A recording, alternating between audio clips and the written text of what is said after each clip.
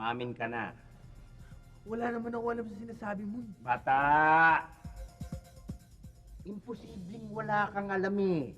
Ha? Alam kong alam mo eh. Kaya mabuti pa, umamin ka na. Ha? Umamin ka na! Ano? Partner, sino ba itong ginugulpi mo? Suspect ba to? Hindi. Janitor to. Hindi ko malaman kung nasan yung ibang ilaw. Pinagtatago yata, tamo, isa na lang naiwan. Umamin ka na!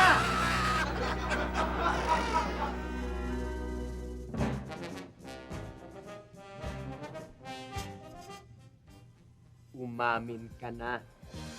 Wala akong aaminin, wala akong kasalanan. Ganon? May nakita kaming patay dun sa kotseng minamaneho mo eh. Natural driver ako ng puninarya karo yung minamaneho ko.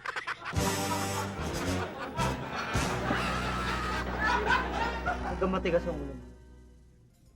Ayaw mo talaga umamin, ha? Baka gusto mo namang masaktan ka pa sa akin, ha? Ha?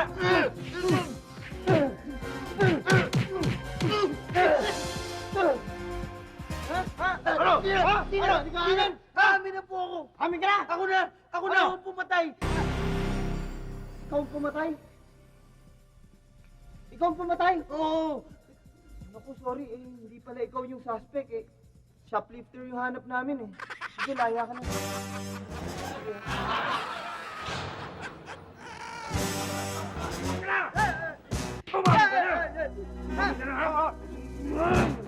Pare, umaabuso ka na ha. Buti na pinagbigyan kita. Bakit mo naman nasabing umaabuso ako? Nakalimutan mo na ba? Ako yung pulis eh. Ikaw yung suspect eh. Ikaw yun eh. Ako yung pulis eh.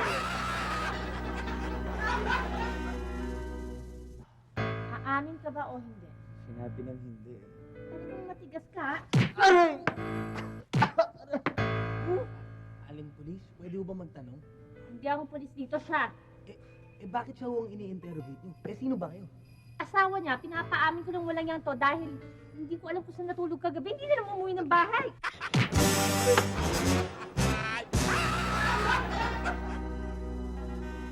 Iha, aamin ka ba o hindi? Ha? Hindi sabi. Tigas ng ulo mo, ha? Nasabi ko sa'yo, umamin ka na eh. Umamin ka na kasi! Ha? Umamin ka na! Ha? Parang sobra naman yata yung pagpapahirap niyo sa suspect. Kita niyo, nasusukan na eh. Hindi ko pinahirapan yan, tsaka hindi suspect yan. Ano yan? Anak ko yan, pinapaamin ko kung buntis siya, panay suka eh. Umamin ka na! Ha? Ha?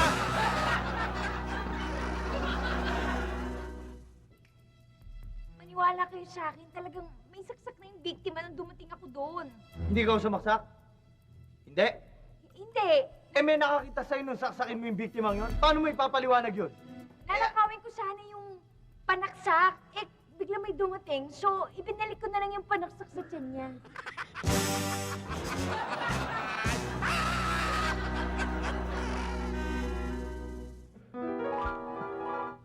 Aminin mo na. Aminin mo na! Iwan. Sir. Ikaw talaga, bakit mo sinaktan to? Sir? Ha? Bakit mo sinaktan to? Pwede tayong kasuhan ng police brutality niyan. Sir, hindi ko sinasaktan niya. Huwag ka na magkaila, ha? Huwag ka na magkaila. Dinibdiban mo to eh. Namamagay ang dibdib eh.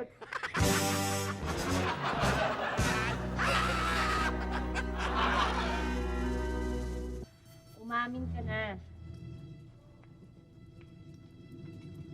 Dapat. Dahil kung hindi, hindi ka makakalabas ng buhay dito sa kwartong to. Sige, sige na. Magtatapat na ako. Magsasabi na ako ng totoo. Oh, anong pagtatapat mo? Nilagyan ko ng laso niya kinakain mo ngayon.